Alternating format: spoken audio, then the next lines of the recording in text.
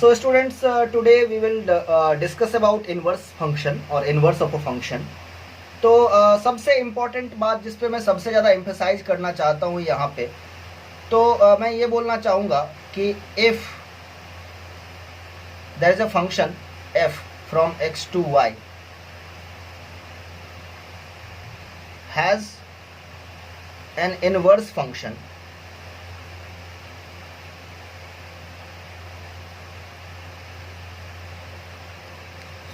then it must be a 1-1 onto function or bijective function.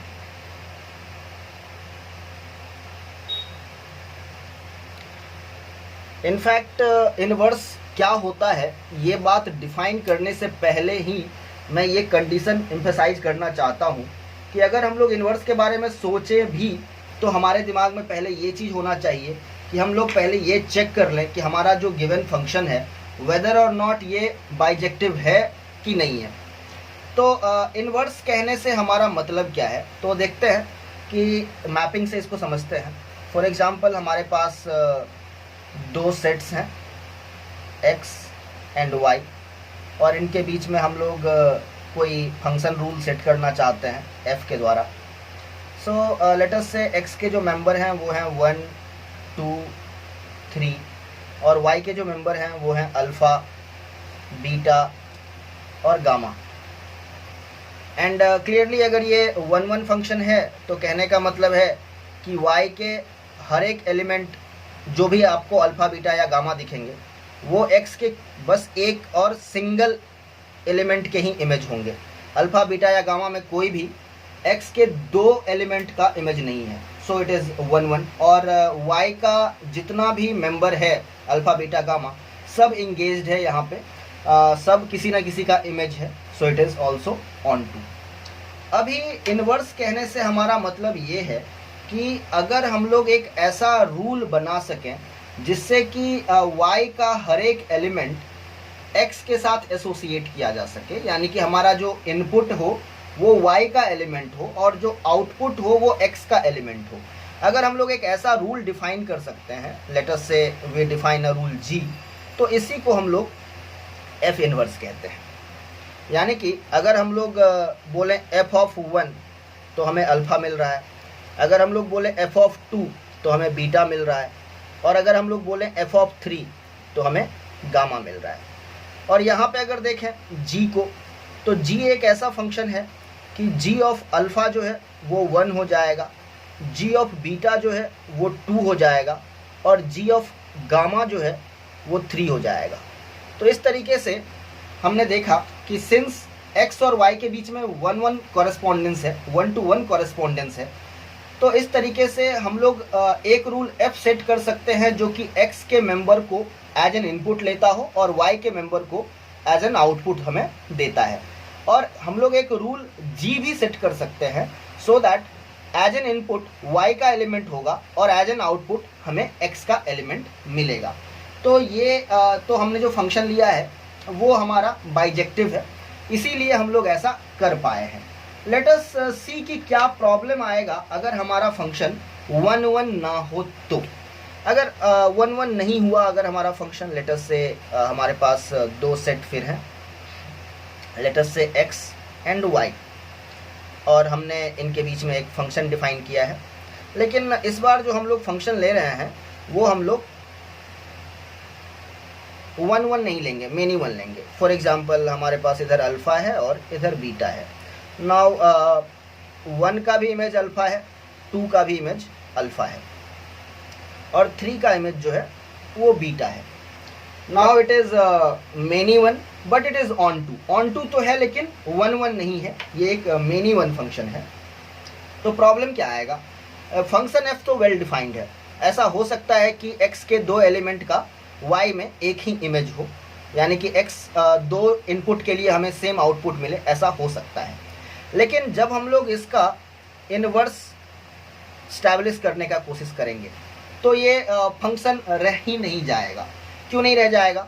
क्योंकि f of 1 हमारे पास alpha है, f of 2 भी हमारे पास अल्फ़ा है। अगर हम लोग g के लिए बोले तो g ऑफ अल्फ़ा जो है वो 1 भी हो सकता है और g ऑफ अल्फ़ा जो है वो 2 भी हो सकता है। And that is the violation of the rule of function, violation of rule of function. और ऐसा मैं इसलिए कह रहा हूँ क्योंकि हमें फंक्शन में एक इनपुट के लिए एक यूनिक आउटपुट ही मिलना चाहिए, यानी कि अल्फ़ा का 2 इमेज नहीं हो सकता है। जैसे यहाँ पे हम लोग देख रहे हैं कि 1 का एक ही इमेज है, 2 का भी एक ही इमेज है, 3 का भी एक ही इमेज है। लेकिन जब इसको हम लोग रिवर्स डायरेक्शन में डिफाइन करने की कोशिश करेंगे तो हमें अल्फ़ा के लिए 2 इमेज मिलेगा, 1 एंड 2। और ये फंक्शन का डेफिनेशन का वायलेशन है। तो यहाँ पे हम लोग कह सकते हैं f inverse can't be defined. तो हम लोग जैसा कि फंक्शन का डेफिनेशन जानते हैं कि इनपुट सेट का जितना भी मेंबर होना चाहिए, इनपुट सेट कहने का मतलब मेरा डोमेन सेट से है, तो डोमेन सेट का जितना भी एलिमेंट होना चाहिए उसका 1 एंड ओनली 1 इमेज होना चाहिए। तो ये बात यहाँ पे फुलफिल नहीं होती है, इसीलिए जो मेनी वन फंक्शन है उसका हम लोग इनवर्स डिफाइन नहीं करेंगे।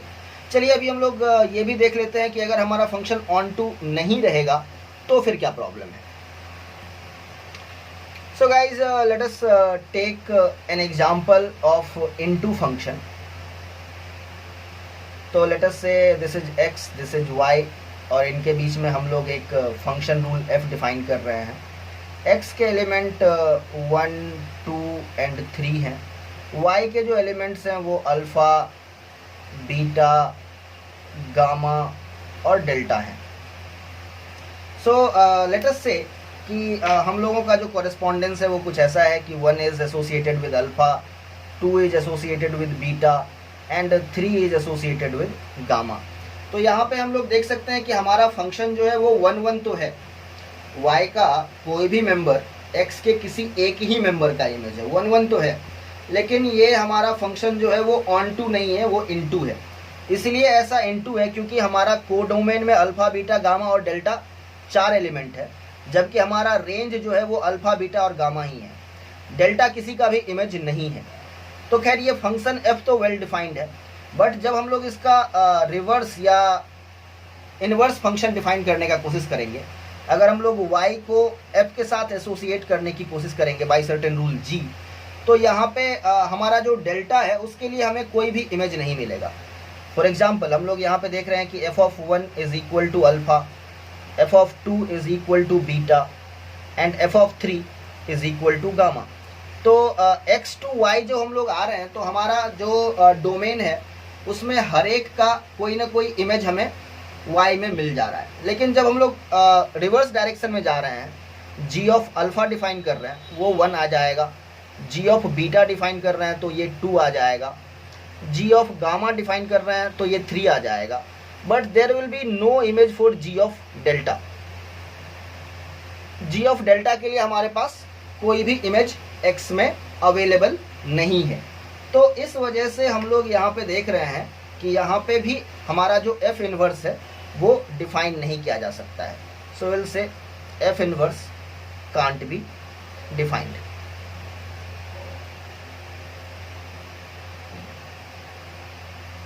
तो ये बात हो गई हमारे पास इनवर्स फंक्शन के बारे में सबसे इम्पोर्टेंट, कि अगर हमारा कोई भी फंक्शन 1, 1 ऑन टू है, कहने का मतलब बाइजेक्टिव है, तभी हम लोग उसके इनवर्स फंक्शन के बारे में सोच सकते हैं। जैसे यहाँ पे हम लोग एक रियल एग्जांपल से इस चीज़ को समझने की कोशिश करते हैं। लेट अस से कि हमारा एक फंक्शन f है, that is defined from the set of natural number to the set of even number, और हमारा जो फंक्शन का रूल है that is given as fx is equal to 2x। तो हमारा जो डोमेन है वो नेचुरल नंबर है और हमारा जो कोडोमेन है वो इवन नंबर है। तो सबसे पहले तो हम लोग इस बात को समझ लेते हैं। अभी इससे पहले कि मैं इसका इन्वर्स डिफाइन करूं, लेट अस चेक कि ये 1 1 है कि नहीं, ये ऑन टू है कि नहीं। तो ऑब्वियस सी बात है कि अगर हम लोग किसी भी नेचुरल नंबर को ट्वाइस करेंगे तो उसका एक यूनिक इमेज ही मिलेगा। कोई भी ऐसा दो नेचुरल नंबर नहीं होगा जिसका ट्वाइस करने पे हमें सेम क्वांटिटी मिले। So obviously it is 1 1। और ऑन टू भी है क्योंकि हर एक इवन नंबर किसी ना किसी नेचुरल नंबर का ट्वाइस तो होता ही है। So this function is definitely bijective. अभी इसका इन्वर्स डिफाइन करने की कोशिश करेंगे।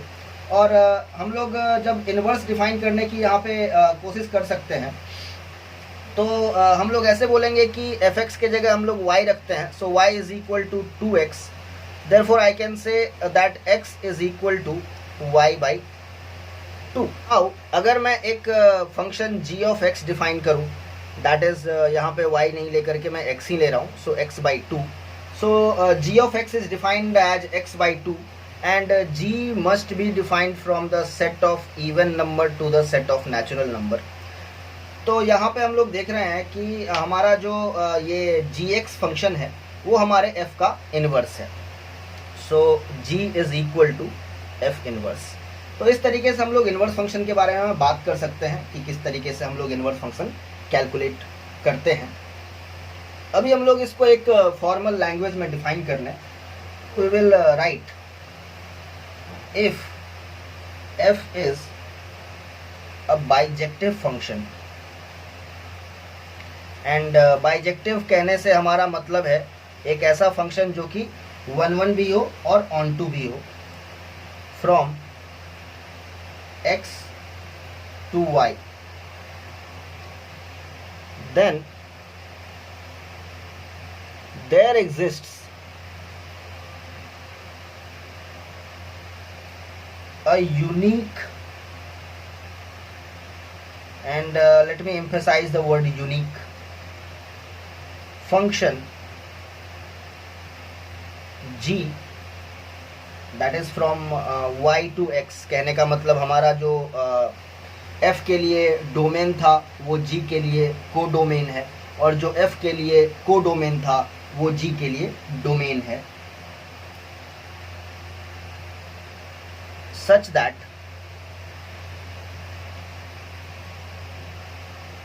for each y belongs to the set of y, gy is equal to x, and it is implied by, and it implies and implied by y is equal to f of x,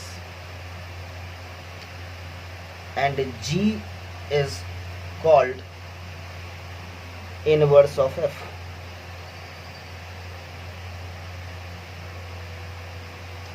तो यहाँ पे हम लोग क्या कहना चाह रहे हैं, यहाँ पे हम लोग सबसे पहले तो ये कहना चाह रहे हैं कि हमारा जो फंक्शन होना चाहिए वो बाइजेक्टिव होना चाहिए, 1 1 ऑन टू होना चाहिए। और दूसरी बात ये हम लोग कहना चाह रहे हैं कि अगर ऐसा कोई फंक्शन f एग्जिस्ट करता है तो उसके लिए एक यूनिक फंक्शन g भी एग्जिस्ट करता है। यूनिक वर्ड यहाँ पे इम्पॉर्टेंट है, यानी कि किसी भी फंक्शन का दो इन्वर्स फंक्शन नहीं हो सकता है। There can be a single one and only one inverse function. और g will be from y to x। अगर हमारा f x टू y है तो हमारा g y टू x हो जाएगा, यानी कि डोमेन और को डोमेन आपस में इंटरचेंज कर जाते हैं।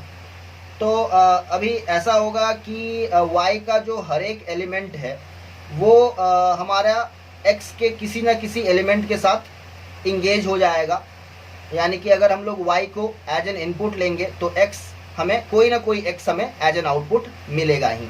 And in that way we define g as the inverse of f। यहाँ पे हम लोग एक और फंक्शन लेते हैं और उससे फिर हम लोग उसका इन्वर्स निकालने की कोशिश करेंगे। तो लेट अस से हमारा जो fx है that is given as x raise to the power 5 by 5 plus 2। without checking it I am saying that it is a bijective function that is let us say given in the question itself। इसके लिए हम लोग inverse निकालेंगे। तो inverse निकालने का method बिल्कुल straight forward है। हम लोग fx को y कहते हैं और इसके बाद हम लोग इस इक्वेशन को x के लिए सॉल्व कर लेते हैं। सो लेट अस से हम लोग यहाँ से बोल सकते हैं कि x raise to the power 5/5 is equal to y minus 2। That implies x raised to the power 5 is equal to 5 times y minus 2, and therefore I'll say that x is equal to 5 into y minus 2, the whole thing raised to the power 1/5। और ये जो x आया है इसको हम लोग function of y लिख सकते हैं।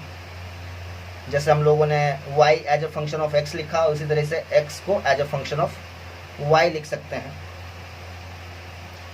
और since it is the inverse, so let me write f inverse y।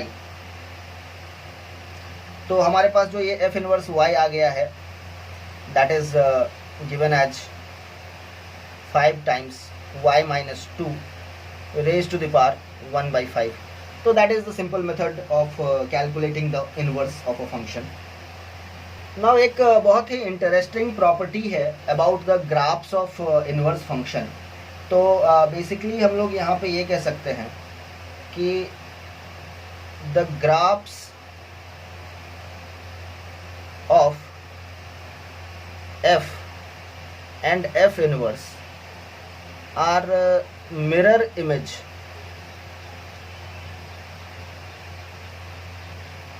of each other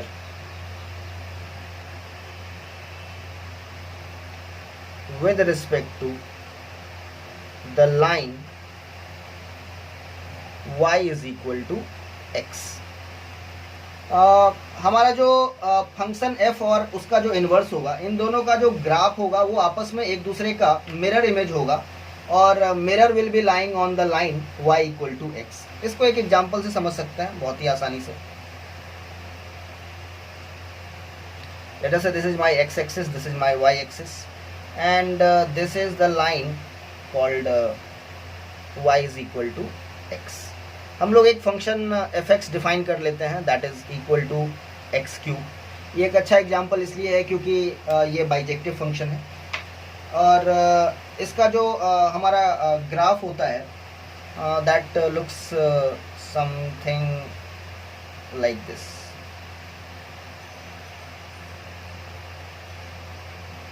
ये जो ब्लैक कलर में हम लोग ग्राफ देख रहे हैं वो f का ग्राफ है, और fx is equal to x cube का ग्राफ है। अभी हम लोग इसके इन्वर्स की बात कर लें तो यहाँ पे तो क्लियरली हम लोग देख सकते हैं कि f इन्वर्स x जो हो जाएगा वो x के पावर 1/3 हो जाएगा। तो हम लोगों को यहाँ पे और कुछ नहीं करना है, जस्ट इसका मिरर इमेज ढूंढ लेना है, और इसका जो मिरर इमेज हो जाएगा वही f इन्वर्स x यानी कि x के पावर 1/3 का जो ग्राफ है वो हो जाएगा। सो अगर मैं इसका मिरर इमेज ले लेता हूँ तो हमारा जो ग्राफ है वो कुछ यूँ आ जाएगा। इस लाइन के अबाउट हमें मिरर इमेज लेना है, so remember that. So it would look something like this. हालांकि बहुत प्रिसाइज तो नहीं है, बट या हम लोग ये जो ब्लैक वाला लाइन देख रहे हैं वो y equal to x cube का ग्राफ है, और जो हम लोग ये पिंक वाला लाइन देख रहे हैं ये वाला, that is the graph of y equal to x के power 1/3। So this is the graph of inverse function, और यही नेचर होता है। इसको हम लोग एक और एग्जांपल से समझने की कोशिश करेंगे, and that is e raise to the power x and ln x। ये भी एक दूसरे का इनवर्स फंक्शन है, इसके बारे में भी थोड़ी सी बातें हम लोग करने वाले हैं। तो सबसे पहले तो हम लोग ये समझ लेते हैं कि जो मिरर इमेज है वो यहाँ पे काम करता है। हमारा जो fx है और जो हमारा f इनवर्स है, दोनों का ग्राफ एक दूसरे का मिरर इमेज होता है, और जो मिरर पॉइंट होता है, जो मिरर लाइन होता है इनफैक्ट, वो y इक्वल टू x होता है। सो अगर हम लोग बात करें एक्सपोनेंशियल फंक्शन और नेचुरल लोगरिथमिक फंक्शन की, तो यहाँ पे भी ये दोनों भी इनवर्स फंक्शन है एक दूसरे के। So let us say fx is equal to e raise to the power x, and f inverse x जो है, let us call it natural log of x। हमने दोनों का ग्राफ ऑलरेडी देखा हुआ है, बट फिर से यहाँ पे हम लोग इसको रिकैपिचुलेट कर लेते हैं। So this is x, this is y, और हमारा जो e raise to the power x का, और पहले तो लाइन खींच लेते हैं y इक्वल टू x का. So this dotted line is the line of y equal to x. तो हमारा जो e के पावर x वाला ग्राफ है वो हमें कैसा दिखने वाला है, पहले तो उसकी बात कर लेते हैं.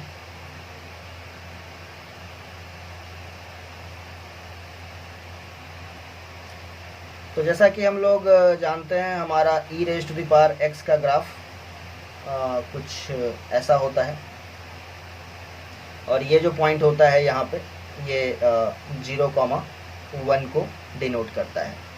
और जैसा कि हम लोग जानते हैं कि हमारा जो ln x का ग्राफ होता है वो कैसा होता है. So y equal to ln x का जो हमारा ग्राफ आने वाला है वो कुछ यूँ हमने ऑलरेडी देखा हुआ है. तो ऑब्वियसली ये जो पॉइंट होता है यहाँ पे ये 1,0 होता है. So this is y equal to ln x and this is y equal to e raise to the power x. और क्लियरली हम लोग ये बात इमीडिएटली रिकॉग्नाइज कर सकते हैं कि ये जो दोनों ग्राफ हैं वो एक दूसरे के मिरर इमेज आ रहे हैं. और इस तरीके से हम लोग कह सकते हैं कि e के पावर x और ln x जो है वो एक दूसरे का इन्वर्स फंक्शन है. और हम लोगों को इन्वर्स फंक्शन के जो ग्राफ की ये प्रॉपर्टी है कि ये दोनों फंक्शन f(x) और f इन्वर्स x दोनों एक दूसरे के मिरर इमेज होते हैं, ये बात भी समझने में सहूलियत होती है. सो अभी हम लोग कुछ एग्जांपल्स देखने वाले हैं, और यहाँ पे हमें बताना है कि जो गिवन फंक्शन है वो 1,1 है कि नहीं है. हमें 1,1 या मिनी 1 में से सेलेक्ट करना है हर एक फंक्शन के लिए कि कौन सा फंक्शन 1,1 है और कौन सा फंक्शन 1,1 नहीं है, कहने का मतलब मैनी 1 है. So let's do the job. So let us से कि हमारा जो पहला एग्जांपल है वो है function f is defined from real number to real number, and the definition of the function is given as f(x) is equal to mod x. तो यहाँ पे कई तरीके हैं इस बात को बताने के. सबसे पहले तो हम लोग ये कह सकते हैं कि हमारे पास अगर हमारे पास f ऑफ -1 है तो -1 का जो मॉड है वो भी 1 आ जाएगा, और अगर हमारे पास f ऑफ 1 है तो इसका भी मॉड जो है वो 1 आ जाएगा. कहने का मतलब है कि दो डिस्टिंक्ट डोमेन के एलिमेंट्स का इमेज, कहने का मतलब है कि डोमेन के दो डिस्टिंक्ट एलिमेंट के इमेज जो हैं वो को डोमेन में सेम मिल रहे हैं. तो क्लियरली हम लोग कह सकते हैं कि ये 1,1 नहीं है, ये मिनी 1 है.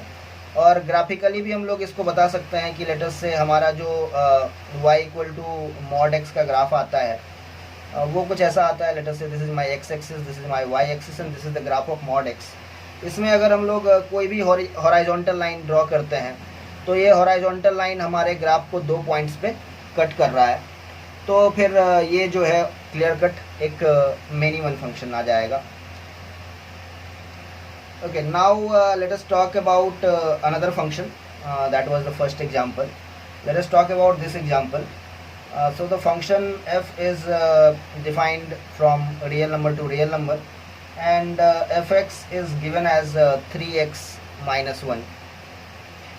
तो अभी हम लोग यहाँ पे ये कह सकते हैं कि let us say हम लोग f of x1 is equal to f of x2 से स्टार्ट कर रहे हैं. अगर हम लोग यहाँ से स्टार्ट करके ये कंक्लूड कर सकें कि x1 इक्वल टू x2 तो ये फिर 1,1 हो जाएगा, अदरवाइज मिनी 1 हो जाएगा.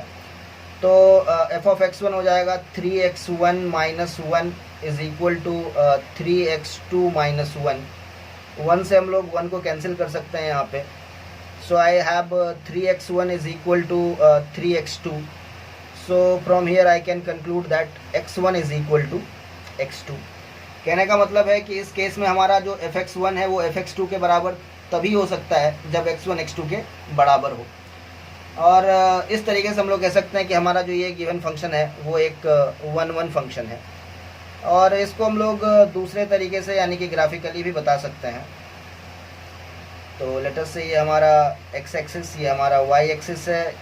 3x माइनस 1 एक स्ट्रेट लाइन का इक्वेशन आएगा जिसका स्लोप 3 है और y इंटरसेप्ट जो है वो -1 है. सो कहने का मतलब है कि हमारा ग्राफ कुछ ऐसा आने वाला है. Not to the scale but फिर भी ठीक है। अभी इसमें हम लोग कोई भी straight line, horizontal straight line खींचते हैं तो ये हमारे ग्राफ को एक सिंगल पॉइंट पे ही कट करता है। तो यहाँ पे हम लोग क्लियरली बता सकते हैं कि हमारा जो फंक्शन है वो एक 1 1 फंक्शन है। Take third example.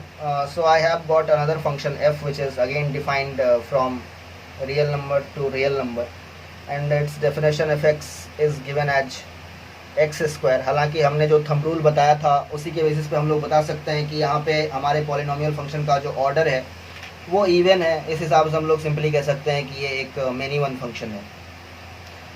अदरवाइज हम लोग यहाँ पे दूसरा कुछ भी बता सकते हैं। लेटर से अगर हम लोग स्टार्ट करें fx1 is equal to fx2 से, तो हम लोग यहाँ पे कह सकते हैं कि x1 square is equal to x2 square. अगर हम लोग x2 स्क्वायर को LHS में ले जाएं then I will have x1 square minus x2 square is equal to 0। So I can write x1 minus x2 into x1 plus x2 is equal to 0। So यहाँ से हम लोग कंक्लूड कर सकते हैं कि either x1 is equal to x2 और x1 is equal to minus x2। यानी कि हम लोग ये नहीं कह सकते हैं कि necessarily x1 will be equal to x2। यहाँ पे एक दूसरा कंडीशन भी आ रहा है कि x1 और x2 एक दूसरे के नेगेटिव नंबर भी हैं, तो उस केस में भी हमारा स्क्वायर इक्वल होगा। और ऐसे भी हम लोग चेक कर सकते हैं कि f(2) is equal to 2 square which is 4 and f(-2) which is -2 whole square that is again 4। तो यहाँ पे हमें दो एलिमेंट ऐसे मिल रहे हैं x के या डोमेन के जिसका सेम इमेज है, और इस केस में ये एक मेनी वन फंक्शन है। ऐसे ग्राफिकली भी हम लोग देख सकते हैं, ये हमारा x एक्सिस, ये हमारा y एक्सिस, और ऐसा कुछ हमारा पैराबोलिक ग्राफ आ जाएगा। और सिंस ये हमारा एक पैराबोलिक ग्राफ है तो फिर हमारा जो फंक्शन हो जाएगा एक हॉराइजॉन्टल लाइन इस फंक्शन को 2 पॉइंट पे कट कर रहा है। In that sense we can say that this is a many one function.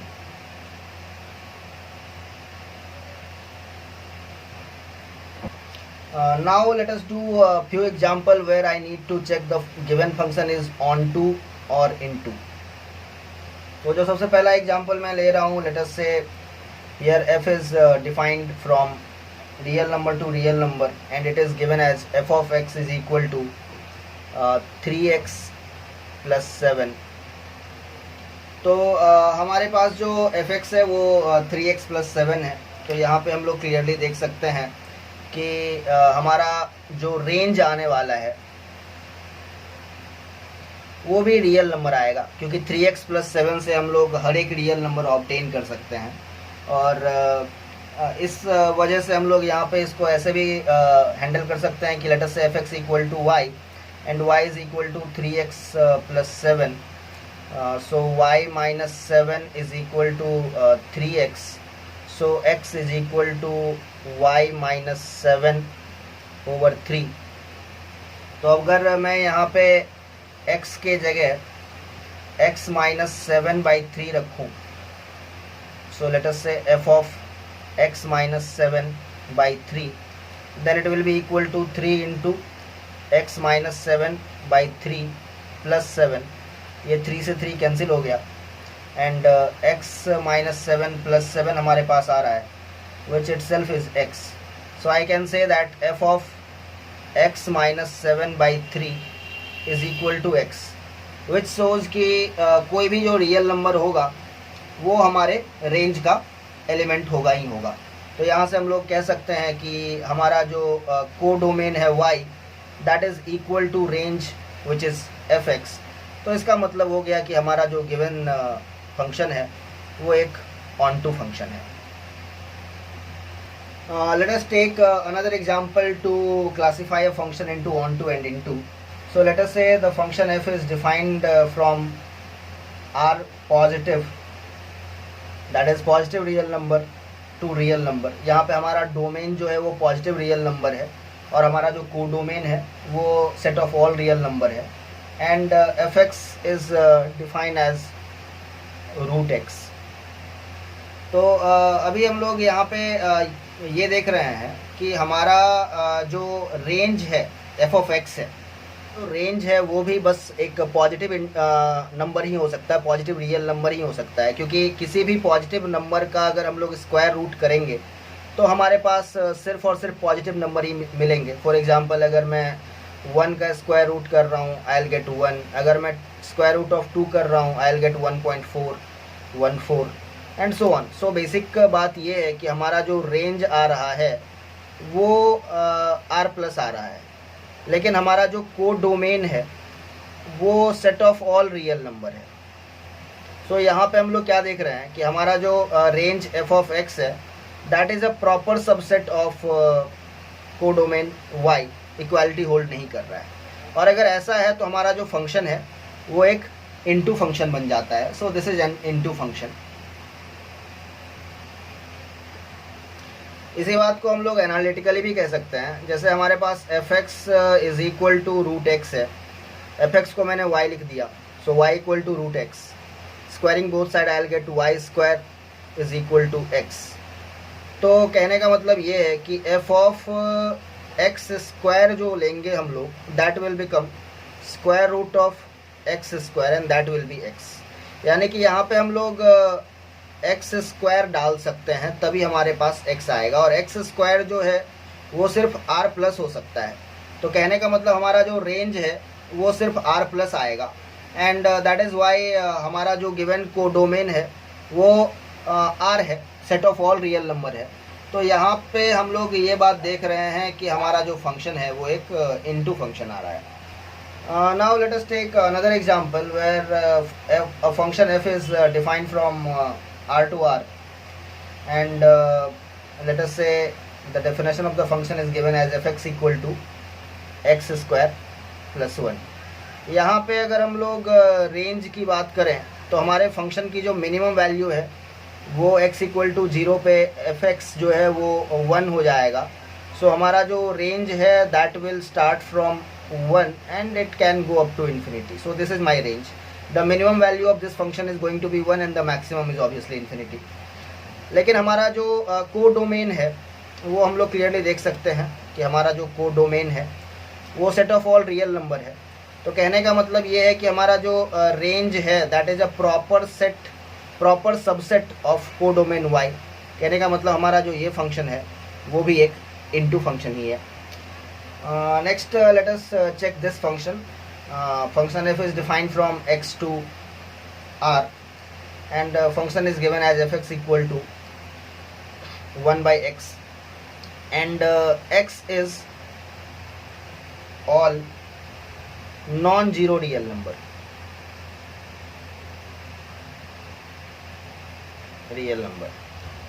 so x is basically equal to the set of real number minus 0। अभी यहाँ पे अगर हम लोग हमारे रेंज की बात करते हैं तो हमारा जो रेंज है वो क्या क्या हो सकता है। सो अगर हम लोग इस फंक्शन के रेंज की बात करते हैं, so here range is also x. कहने का मतलब है range is also the set of all real numbers excluding 0। Graphically अगर चेक करें तो यहाँ पे ये एक हाइपरबोलिक ग्राफ देगा हमें। Let us say this is x axis and this is y axis. तो हमारा जो रेंज है वो 0 को अप्रोच तो कर रहा है बट 0 के इक्वल कभी नहीं हो सकता है। तो हमारा जो रेंज है that is the set of all real numbers excluding 0। But हमारा जो कोडोमेन यहाँ पे दिया हुआ है, हमारा कोडोमेन है all real number. So obviously हम लोग देख सकते हैं कि हमारा जो रेंज यानी कि एफ एक्स है that is a proper subset of my codomain y. So it is also an into function.